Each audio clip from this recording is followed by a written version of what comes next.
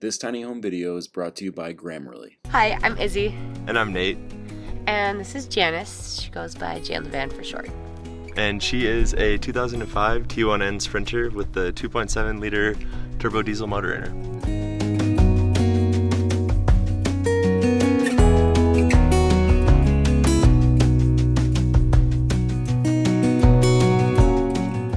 The sink bowl here we found on Amazon, and it's just like a little salad bowl.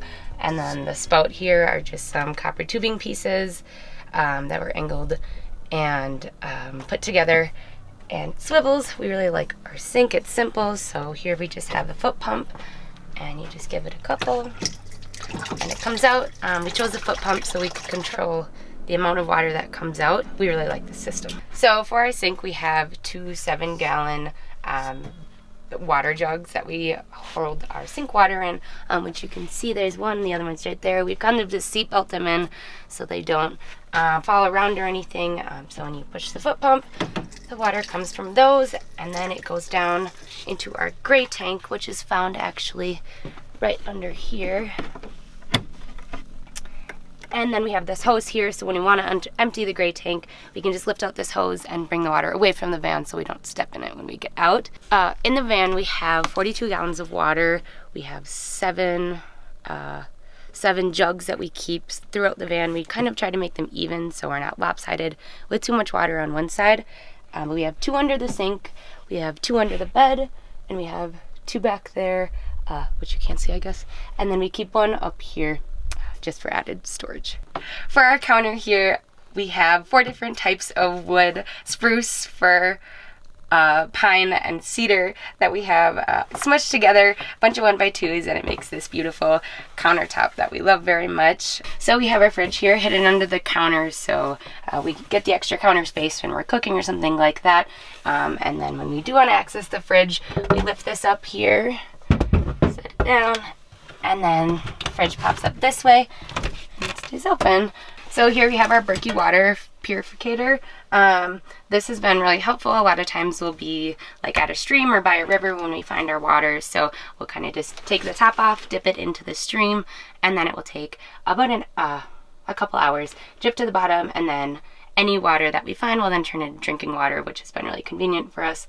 Especially if we haven't been to a city in a while or something like that. So these are our Murphy bed legs, these dangly pieces of live edge wood. So they're on hinges, so when the bed comes down, these legs will ultimately come up like this, and they are used to support the bed when it is down. And then we also have these gas struts in place to make the bed lighter.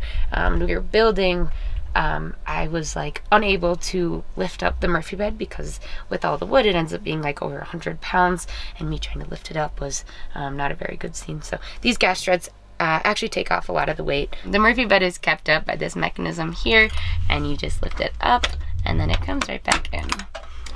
That has worked really well for keeping the bed in place, and it takes just a second to unclip. We have this little curtain here that hides our ski closet in the winter. So in the winter we put our skis in here, and in the summer when it's warm and we're not skiing, we put our window covers and yoga mats and different things like that. And it's just covered up by this little curtain here. Hey everybody, Chris here from Tiny Home Tours. I want to thank all of you for watching, and also the sponsor of today's video, which is Grammarly. Grammarly is a digital writing assistant. Simply put, Grammarly helps you improve productivity and efficiency while helping you expand your vocabulary. It's very simple to download Grammarly. Just go to Grammarly.com, click the link, and download it to your browser. The free version of Grammarly checks spelling and grammar, while the premium version offers style, vocabulary suggestions, as well as a plagiarism checker. Also, the premium version includes Clarity AI that will rewrite full sentences to improve clarity and help cut down on unnecessary words for more clear and effective communication. So more recently, myself and the Tiny Home Tours team has been working on an online course. This online course will cover all things tiny living. Grammarly has been incredibly helpful, keeping the messaging clear and concise throughout the entire process. Also, before every video goes live, we run the description of each video through Grammarly, and it helps us be clear and concise with that messaging as well. Make sure to use my link, Grammarly.com/THT, to sign up for a free account and get 20% off Grammarly Premium to elevate your writing. Thank you all for watching, and enjoy the rest of the video.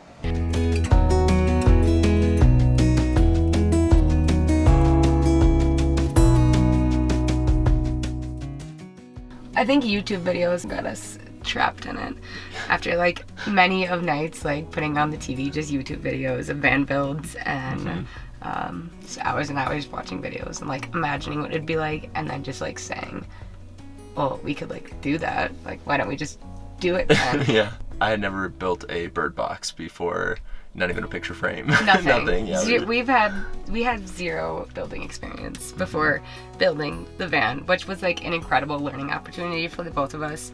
I feel like I've learned now like life skills of just like how to use a drill. That'll be useful for sure. So we've come a long way with a lot of help and yeah.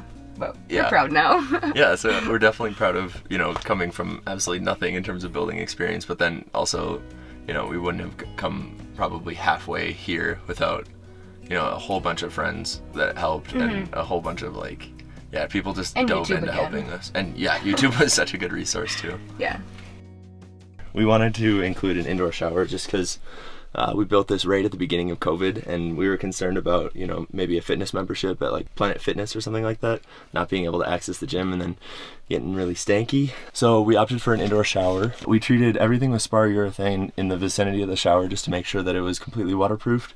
And then we actually tiled all around to reinforce the waterproofing as well. And then we made our own plastic shower bin to actually hold the water, and that just drains through the bottom of the van. We have the option of either putting a bucket under there, or we can just let it drain if we're out, on BLM land or something like that.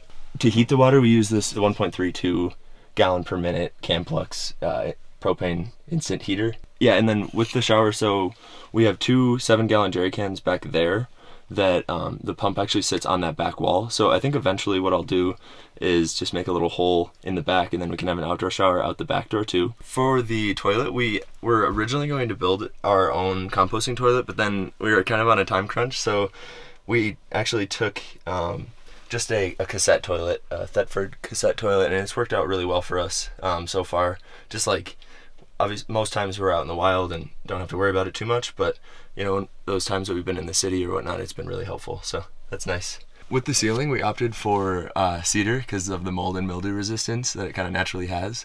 And we just did a couple of coats of natural tone Danish oil.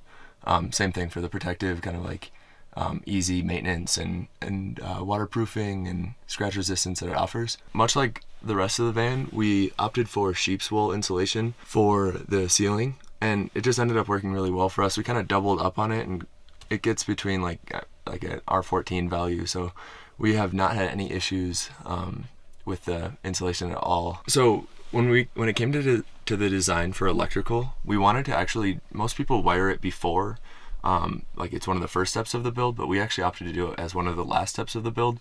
I just watched a video of an electrical engineer who built out something and he ran conduit as like the last thing, because then you can always, change any wiring. If you want to run another wire at a later point for another appliance, they're just kind of right there. And I thought that would be really easy, especially for my first electrical project ever.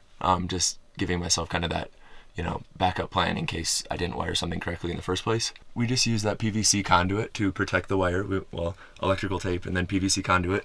And then we ran it through this copper tubing. We just really like the aesthetic of it with the cedar.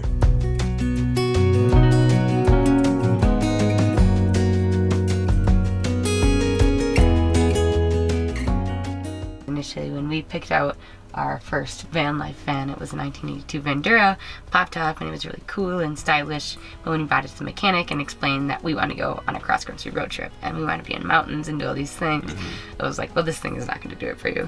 So then our main focus after that was like, okay, well, we want an engine that is going to like last long. So we went with the T1N1 Sprinter, because it's notorious for lasting a long time.